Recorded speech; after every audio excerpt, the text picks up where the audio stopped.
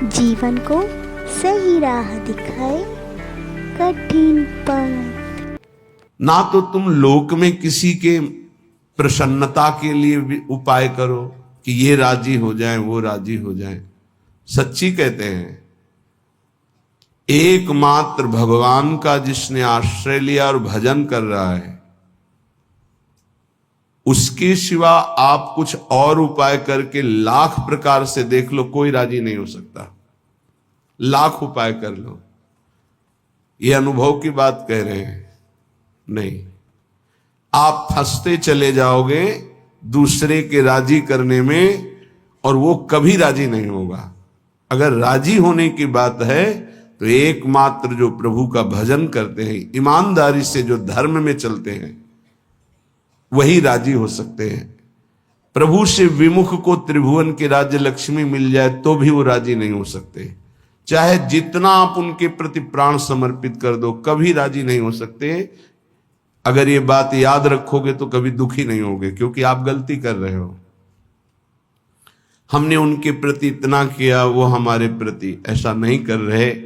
तो पहले सत्संग में बात सुन लो और मान लो। अगर किसी के राजी करने के लिए आपने अपना अमूल्य समय दिया भगवत भजन छोड़कर, तो कभी राजी नहीं होगा। चाहे प्राण दे दो उसके प्रति तो भी राजी नहीं होगा। ये माया है। यदि अपनी निष्ठा में रहे, धर्म में रहे, भजन में रहे, तो सब राजी हो जाएंगे और तुम निर्भय हो जाओगे। और अगर दूसरे को राजी करने की कोशिश की, प्रभु का भजन छूट गया, तो तुम भयभीत हो जाओगे और वो राजी नहीं होगा। बिल्कुल परम सत्य बात, ये लिख लो, हृदय में लिख लो। ये अध्यात्म है, तुम्हारे बचाने के लिए है, तुम्हें सुख पहुंचाने के लिए है, तुम्हें जीवन मुक्त करने के लिए है। हे सखे, हे मित्र, ना जनरंजनम कुरु। लोगों की वृत्तियों को राजी करने में अपना समय नष्ट मत करो। प्रभु को राजी करने में अपने समय को सार्थक करो। तो जापर कृपा राम की होई, तापर कृपा करे सब कोई। एक राजी हो गया तो विश्व ब्रह्मांड राजी हो जाएगा। और एक से विमुख होकर विश्व को तुम राजी करने की कोशिश करो, कभी राजी नहीं होगा। इसलिए न जनरंजनम कुरु। किसी की राजी होने के लिए अपने अमूल्य समय को नष्ट मत करो। धर्म पूर्वक व्यवहार करो और निरपेक्ष हो जाओ। राजी रखो हरिजू को, प्रभु को। न कुरु कदिंद्रियाणाम। इन दुष्ट इंद्रियों को मनोरंजन मत करवाओ। ना कुरु कदिंद्रियाणाम। इन इंद्रियों को छोड़ो मत मनोरंजन करने के लिए। ये बहुत दुष्ट है, सच्ची मानिए। ये केवल हृदय जलाती रहती हैं। कुछ नहीं है पूरे त्रिभुवन में, कुछ नहीं है। एक भगवान के सिवा आनंद नाम की चीज नहीं है। मन मलिन है, इंद्रिया मलिन है, इसलिए आपको ऐसा लगता है इसमें आनंद है। नहीं, सच्ची मानिए, एक दिन जब आनंद का आपको अनुभव होगा प्रभु के जनित, तब आप देखोगे तो त्रिभुवन में कहीं कोई आनंद नाम की चीज नहीं। जैसे सुबह सूर्य उदय के समय जब हम गंगा किनारे चलते थे, तो आगे रेत में ऐसा भ्रम हो जाता था कि निर्मल जल भरा हुआ है। मरुभूमि में रेत में ऐसा लगता था निर्मल जल भरा हुआ है। पर जब ये लगता कि अब रास्ता बदलें, पर लगता चलो आगे तक चलते हैं, और जब जाती तो रेत मिलती तो लगता यहां तो जल दिखाई दे रहा था। सूर्य की किरणों से मरुभूमि में जल का भ्रम हो जाता है, तो मृग दौड़ता हुआ मर जाता है, लेकिन उसकी प्यास नहीं बुझती। ऐसे ही मेरी इंद्रियां, मेरा मन इन दिखाई देने वाले सुखों में महान दुख है, ये जान नहीं पाती, और इनके भोगने में पूरा जीवन नष्ट कर देती। मनोरंजन, केवल मनोरंजन। मन 5 ज्ञानेंद्रियों के साथ भोगों में रंजन कर रहा है। कह रहे हे सके ना कुरु कदिंद्रियाणाम। इन इंद्रियों को मत छूट दो, नहीं तुम्हारे जीवन को नष्ट कर देंगी। सदा विधेय बहुगंजनम। जैसे बने वैसे इनकी विषयों से प्रीति को तोड़ दो। हठ पूर्वक तोड़ दो, विवेक के द्वारा तोड़ दो, भगवत समर्पित करके छोड़ दो। जैसे बने वैसे इंद्रियों से भोग भोगने की लालसा, ये मिटा दो तो तुम मनुष्य जीवन का लाभ भगवत प्राप्ति कर पाओगे। विधेय बहुगंजनम, बहुगंजनम जैसे बने तुमसे वैसे हठपूर्वक ज्ञान के द्वारा, भक्ति के द्वारा जैसे बने बचो, इन गंदी चेष्टाओं से बचो। ये मन इंद्रियां बहुत ही दुष्ट हैं, बहुत ही फुसला कर पता नहीं चलता कि हमसे गलत करवा रही हो, गलत करवा देती है। हंसते हंसते खेलते खेलते अपराध बन जाता है, मन मलिन हो जाता है। पक्का समझ लेना, पहले उत्साहित करते हैं फिर यही डराते हैं। पूरे जीवन डर में जीना पड़ता है उसको जो अधर्माचरण करता है। कल्पनात्मक भय, सामाजिक भय, भागवतिक भय, कर्म का भय उसे दंड देता रहता है, तभी वो डिप्रेशन में पहुंच जाता है। बिना पाप कर्म के डिप्रेशन नहीं होता, ध्यान रखना। हमसे जब अशुभ कर्म हो जाते हैं और मेरा मन मलिन हो जाता है, तब चिंता, भय, शोक इनकी हो, ऐसे क्रम बाई क्रम, कभी चिंता में डूबा हुआ है, कभी शोक में डूबा हुआ है, कभी कल्पनात्मक भय में डूबा हुआ है। वही मन जिसने इंद्रियों को उत्साहित करके पाप कर्म कराया, वही पूरे जीवन दंड देता है। इसलिए सदा विधेय बहुगंजनम, हे मित्र जैसे बने वैसे, पापाचरण ना होने पावे। इंद्रियों के मनोरंजन में फंसकर अपने जीवन को नष्ट मत करो, ये बहुत दुर्लभ देह है, इससे भगवत प्राप्ति कर लो। प्रणय भंजनम सर्वतः,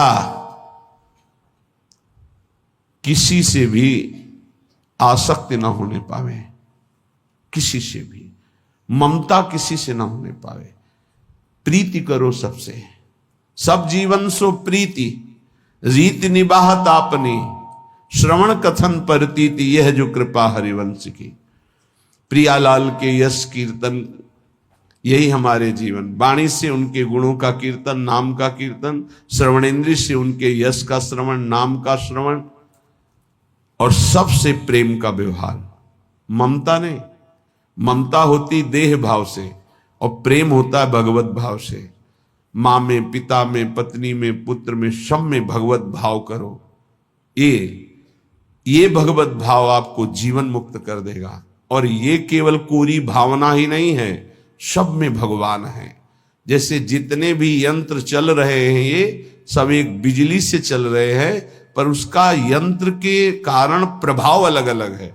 वही बिजली जब बल्ब में गई, हाइलोजन में गई, तो प्रकाश बन के चमक रही।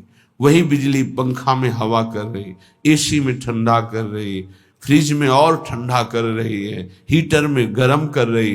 बिजली के ये गुण नहीं है, ये यंत्रों के गुण हैं। बिजली तो एक रस्म में जा रही है। ऐसे कोई पाप कर रहा है, कोई अच्छे स्वभाव का है, कोई बुरे स्वभाव का है, ये सब शरीर और करण, इनके प्रभाव से परमात्मा तत्व निर्लेप सब में धारा की तरह प्रवाहित हो रहा है। जैसे हर यंत्र में बिजली ही बिजली है, पर उसका प्रभाव अलग है, ऐसे ही स्वभाव अलग है। परमात्मा सब में समान रूप से विराजमान है। हमें उस परमात्मा तत्व को मान करके प्रीति करनी। भक्त मान करके जानता है और ज्ञानी जानकर मानता है, बात एक ही होती है। ज्ञानी बहुत बुद्धि प्रधान होता है, इसलिए पहले वो तर्क के द्वारा उस तत्व को जानता है, तब मानता है। और भक्त भाव प्रधान होता है, हृदय प्रधान होता है, इसलिए तत्काल मानता है और मानकर जान जाता है। श्रीपाद कह रहे प्रणय भंजनम सर्वता, ममता किसी से ना होने पावे, सबसे भगवत भाव से प्रीति करो। हठम ना करो, मेरी बात मान लो, हठ करके हमारी आज्ञा का उल्लंघन मत करो। श्रीपाद कह रहे बड़े कृपालु हैं महापुरुष जन। हठम ना करो, बंधने बंध जाओगे अगर मेरी बात नहीं मानोगे। श्रुतम कलत्र मित्रादि के बपुर्व्यय समीहया निवस वत्स वृंदावने। ए भाई, ये बपुर, ये शरीर, इसकी पत्नी, इसके पुत्र, इसके पिता, इसके माता, इसके भाई, इसके रिश्ते, इसके नाते, ये सब माया के बंधन हैं। अगर उनमें भगवत भाव नहीं करते हो तो तुम्हारा जीवन इसी मोह ममता में फंसकर नष्ट हो जाएगा। अगर भगवत भाव करते हो तो नाथ सकल संपदा तुम्हारी, मैं सेवक समेत सुत नारी, नाम जप हो रहा, धर्म पूर्वक कर्तव्य का पालन हो रहा, सब में भगवत भाव, आपका अंतिम परिणाम भगवत प्राप्ति ही होगा, पक्का समझ लीजिए। मनुष्य जीवन का परम लाभ निश्चित प्राप्त होगा। तो कह रहे हठ करके इनमें आसक्ति मत करो, इनमें देह भाव मत लाओ, भगवत भाव लाओ।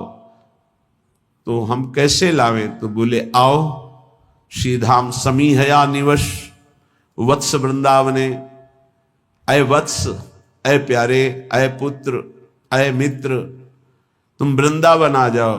वृंदावन में तुम्हें रसिकों का संग मिलेगा और उस संग के प्रभाव से तुम सबसे प्रेम करो, लेकिन ममता किसी से मत करो, आसक्ति किसी से मत करो, मोह किसी से मत करो, खूब नाम जप करो। इसी जन्म में तुम्हें अनेक जन्मों के पापों का जो तुम्हारा संचित भंडार है वो सब भस्म करने का अवसर है।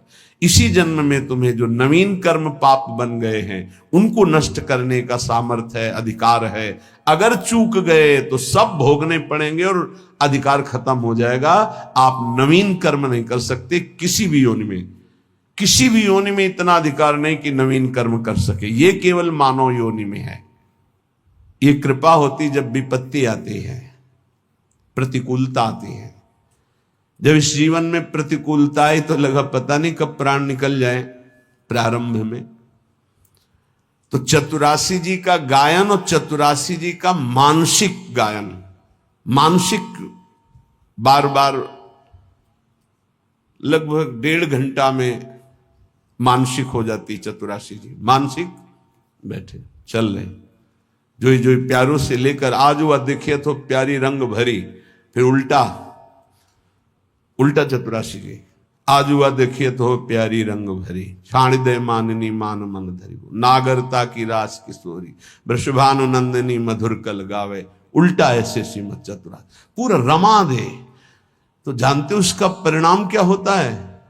चतुरासी जी गा नहीं रहे, वो चल रहे। जैसे मंत्राकार वृत्ति ऐसे चतुरासी जी में भगवदाकार वृत्ति, एक एक अक्षर में श्यामा श्याम है। आप सच्ची मान लीजिएगा।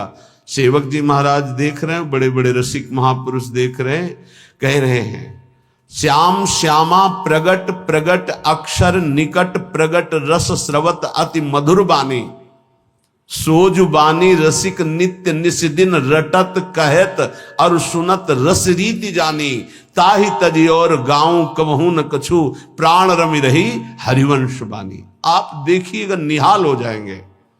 वाणी जी के गायन, वाणी जी का चिंतन, वाणी जी का बार बार पद दोहराना। हम कह रहे हैं और पद नहीं याद, एक कोई पद याद कर लो, उसी को जैसे हम मंत्र 108 बार जपते हैं उसी को आप बार बार कीजिए। देखिए आपके अंदर कैसा आनंद और कैसा प्रकाश होता है प्रेम का। चतुरासी जी चतुरासी जी चतुरासी जी, आचार्य कृपा से, इष्ट कृपा से ऐसी हमको अमोघ वस्तु मिल गई है। बस पाए रतन चिन्हो नहीं दीन्हो करते डार। प्रपंच की बातें करने में जबान को कितना सुख अनुभव कराते हो आप, लेकिन चतुरासी जी एकांत में गुनगुनाने में नहीं। अगर हमें आचार्य कृपा से विरक्त मार्ग मिला है या वैष्णव धर्म मिला है तो हम उसमें अपनी वृत्तियों को समर्पित करें। हमारे पास ये बहुत बड़ी सामग्री मन को वश में करने के लिए। चतुरासी जी का गायन पक्का समझो, पक्का। गुरु आज्ञा पर लगे तो ये बात समझ में आई, नहीं बस पहले ये था कि गा लेते हैं, उनकी इच्छा आज्ञा है कि गा लो तो गा लेते हैं। फिर उसका जब गुरु कृपा से प्रभाव नशा चढ़ा तो अब जी नहीं सकते उसके बिना। और जी क्या सकते हैं भाव, जैसे श्वास चल रही है ऐसे रुका तो कै वाणी हरिवंश की कै हरिवंश है, नाम इसके अलावा कोई आधार ही नहीं। सेवक शरण सदा रहे अनत नहीं विश्राम।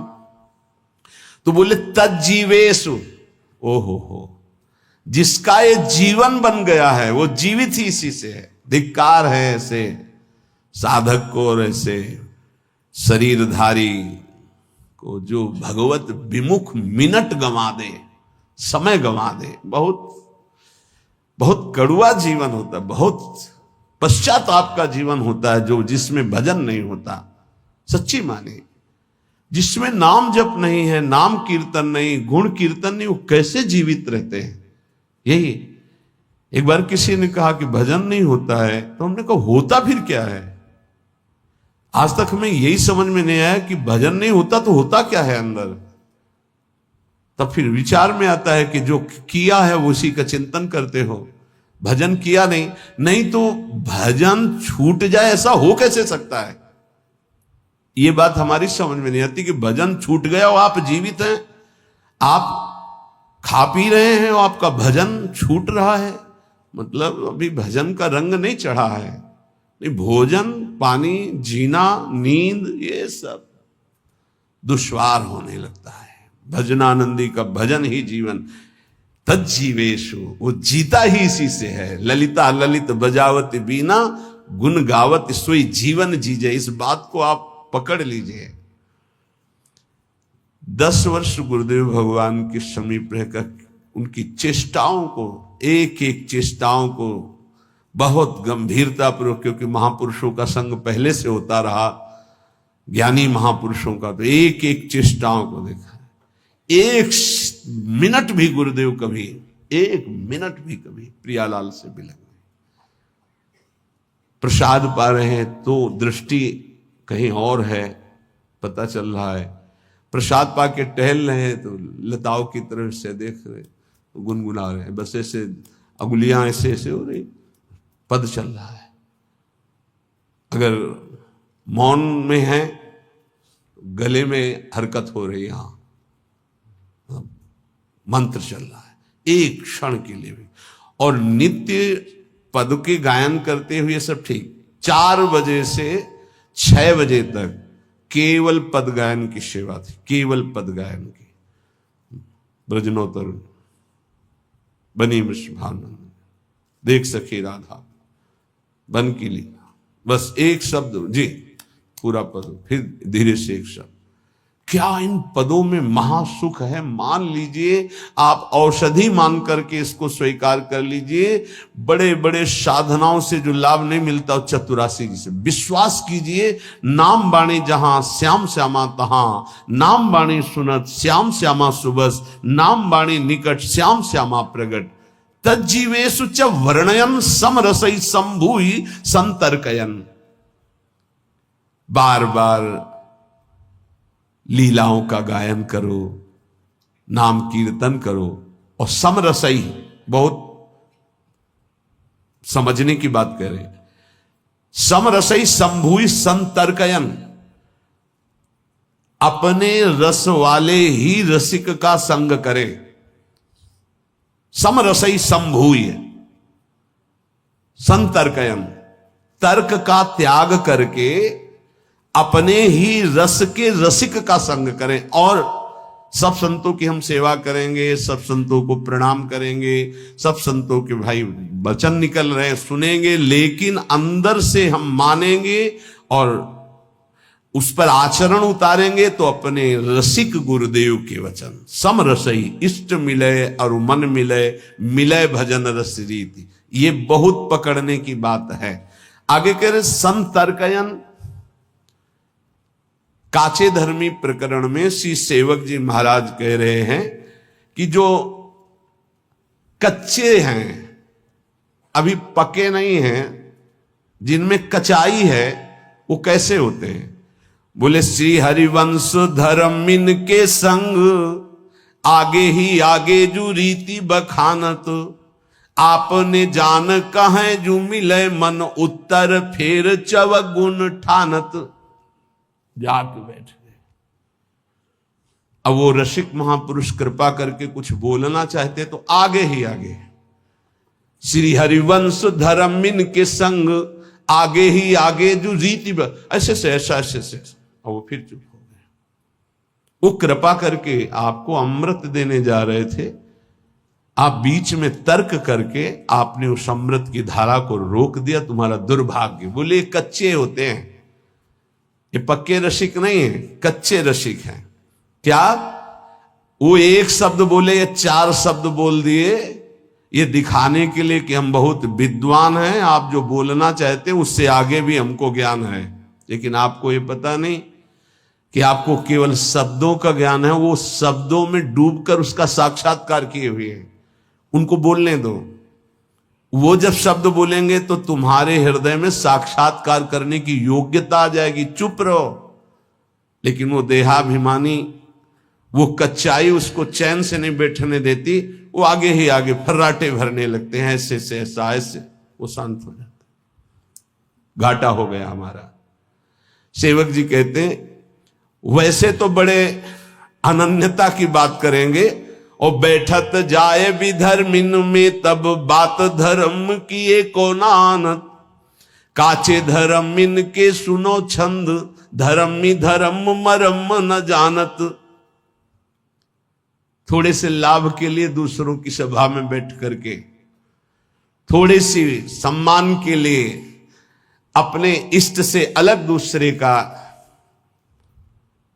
खान पान तो कीजिए रसिक मंडली माय, जिनके और उपासना तहां उचित ध्रुनाए।